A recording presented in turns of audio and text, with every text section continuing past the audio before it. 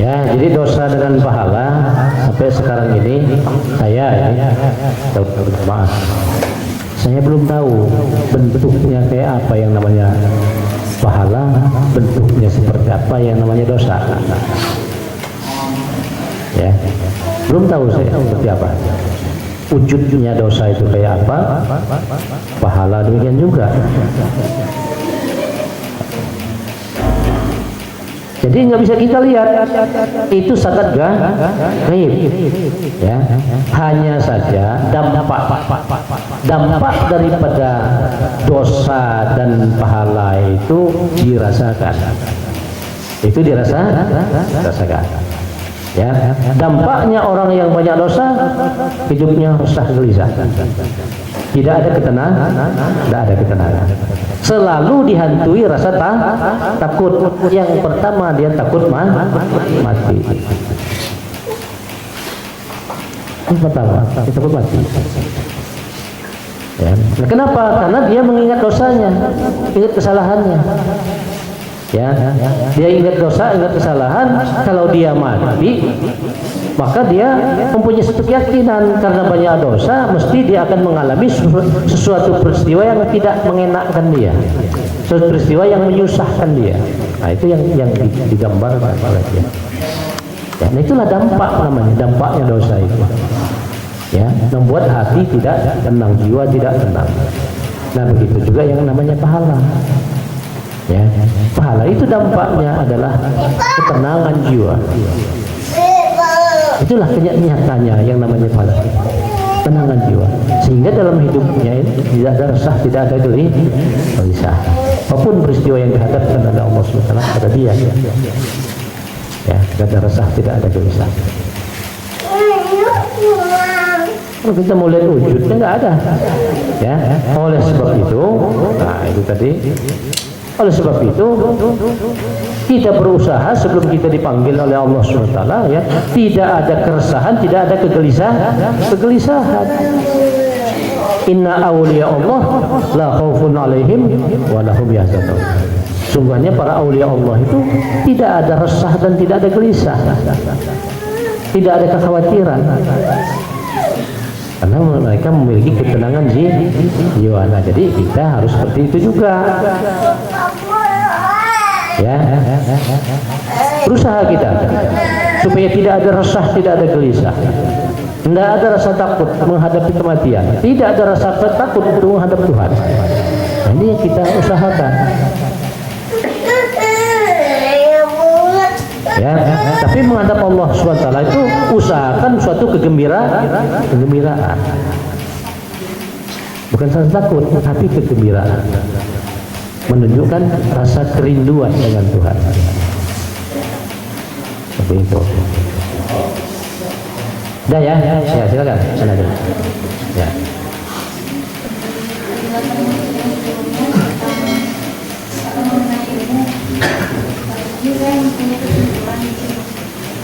Jadi kita memiliki ilmu itu tidak sekedar untuk memahami saja, melainkan kita harus memahami pembuktian dari ilmu tersebut.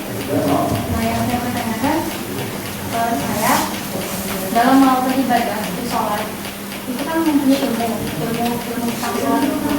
Jadi intinya misalkan dalam pembuktian tentang sholat itu, yang berarti yang kita cari itu pembuktiannya bagaimana sholat itu yang sesungguhnya. Dan begitu juga hal-hal yang ada di dalam rukun Islam yang wajib kita lakukan tersebut. Jadi intinya semua ilmu-ilmu itu harus dibuktikan supaya itu ada keyakinan dalam hidup. Seperti itu. Ya, seperti itu. Tentang sholat sekarang. Ya, mungkin ilmu tentang sholatnya itu sebatas ilmu fikih. Kan itu, ya. Jadi kesempurnaan sholatnya ya sebatas ilmu fikih itu. Ya, ilmu fikih ini namanya ilmu zahiriyah. Ya, bukan yang hakikinya. Kalau hakikinya sholat itu nggak kelihatan. Yang tahu itu yang bersangkutan dengan Tuhan. Itu hakikinya. Ya. Kalau syar'inya, syaratnya ini manusia tahu. Karena ada berdiri, ada ruku, ada i'tidal, ada bacaan. Itu syar'i namanya, syarat. Ya, syaratnya itu. Nah, kalau itu namanya tanda. Tanda-tandanya orang sholat. Bukan sholatnya itu. Ya, bukan sholat yang hak yang sebetulnya. Ya, itu syarat. Kalau sholat yang hak, ya, enggak ada yang tahu. Yang tahu itu yang bersangkutan dengan Tuhan.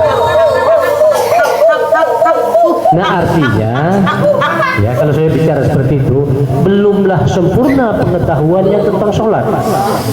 Karena pengetahuannya baru sebatas syar'i namanya. Ya.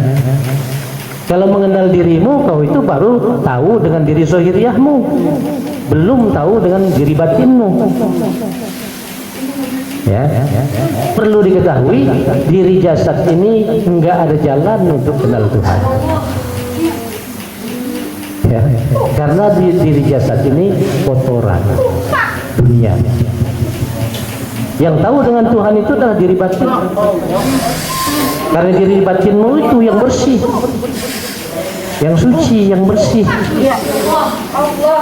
Itulah yang akan tahu dengan Tuhannya. Yang suci, yang bersih, itu yang bisa mendekat kepada Allah Subhanahu wa Ta'ala. Yang tidak suci, tidak bersih, jangan diharap kau bisa dekat dengan Tuhan. Karena Allah itu maha suci.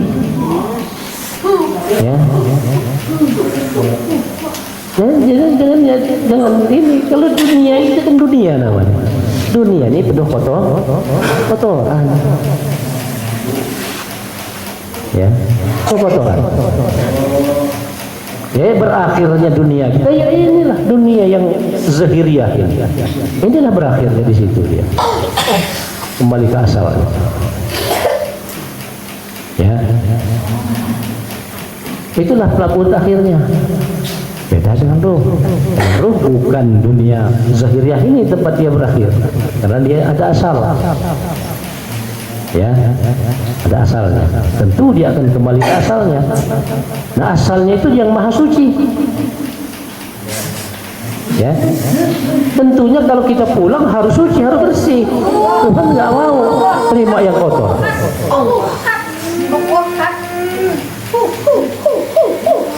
Ya, nah maka itulah yang dikatakan ya sampai kepada Allah dan tersesat jalan. Nah, itu bahasanya kan seperti itu. Ya, nanti bagi yang kotor, masih kotor, belum diterima oleh Tuhan, belum pulang berarti dia, ya istilahnya belum pulang, masih dia terkatung-katung, harus dibersihkan dulu. Pembersihannya bisa dunia sudah dibersihkan, kasih dia penyakit yang menahun. Kenapa kok dikasih penyakit yang menahun? Orang dikasih sehat dia berleha-leha, gak pernah mau ingat dengan Tuhan. Dikasih penyakit dia bertahun-tahun. Nah, bertahun-tahun itulah dia selalu ngeluh, la ilaha illallah, ya Allah tolonglah sembuhkan penyakit saya ini. Kalau saya sembuh rajin sholat.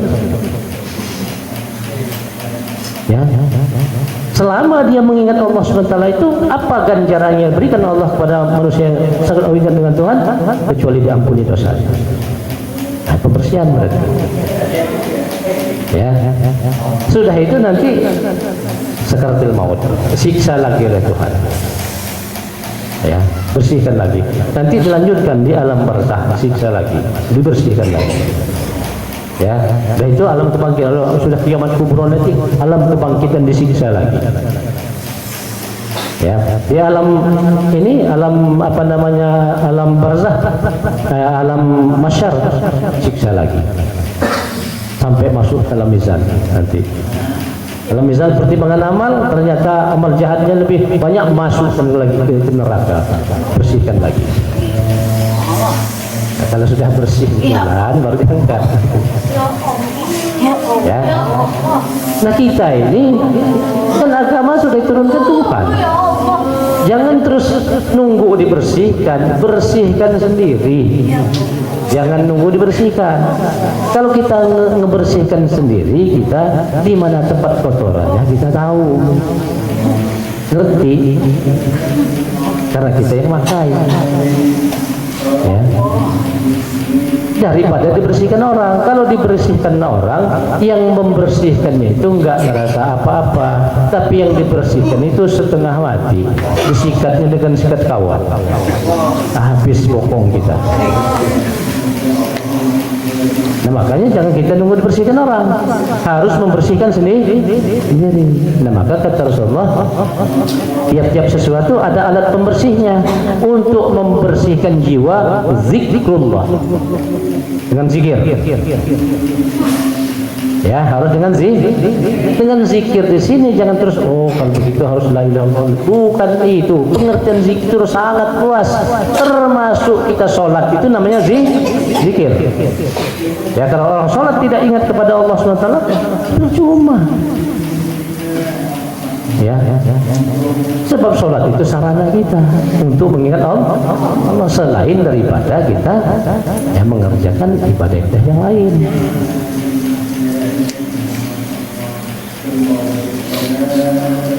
Kan seperti itu, ya. Nah, jadi bukan masalah sholat saja ini, ya. Sholat, ya, puasa, haji, zakat fitrah, haji, hakikatnya satu, nggak ada lain, ya. Selain daripada menuju kepada Allah. Jadi hakikatnya peribadatan 4 itu satu, ya. Tujuannya supaya apa? Bersih. Ya, kita sholat supaya bersih, puasa supaya bersih, zakat fitrah supaya bersih, haji supaya bersih. Tidak ada lain tujuan. Menurut supaya bersih, kembali kepada fitrahnya, kembali kepada kesucian, kebersihannya. Itu tujuannya.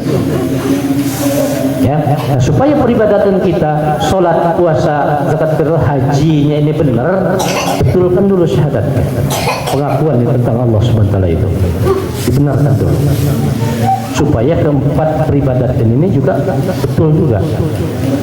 Kalau syahadatnya nggak benar, keempat ini bakal tidak betul. Nah, kuncinya syahadat.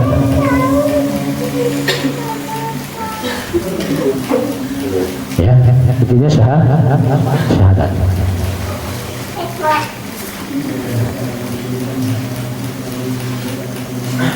Ya, jadi syahadatnya betul-betul harus memenuhi syarat dan rukun syahadat. Kalau syahadat kita sudah memenuhi syarat dan rukun syahadat, nah insya Allah kita akan mengerti tentang hakikat syahadat. Apa hakikatnya syahadat tauhid? Apa hakikatnya syahadat rasul? Nah kan itu. Ya, nah baru terpenuhi yang namanya definisi syahadat. Syahadat itu adalah penyaksian atau pengakuan, saksi zahir, saksi batin. Ya. Nah sekarang pertanyaan kita, ya, saksi zahirnya mana? Saksi batinnya mana? Pengakuan zahirnya mana? Pengakuan batinnya mana? Nah itu yang jadi pertanyaan kita. Ya, sebab ada penyaksian zahir, ada penyaksian batin, ada pengakuan zahir, ada pengakuan batin. Ya, pengakuan zahir ini diucapkan, asyhadu an la ilaha illallah wa asyhadu anna Muhammad, pekerjaan jasad namanya. Nah sekarang pengakuan batin. Kalau orang tidak mengerti tentang hakikat syahadat, nggak bisa batinnya akan mengakui apa. Penyaksian begitu juga, saksi zahir tentang adanya zat Allah SWT, ini dia. Itu zahir ya. Saksi batinnya mana? Jangan tuh. Dia menyaksikan tentang Tuhan.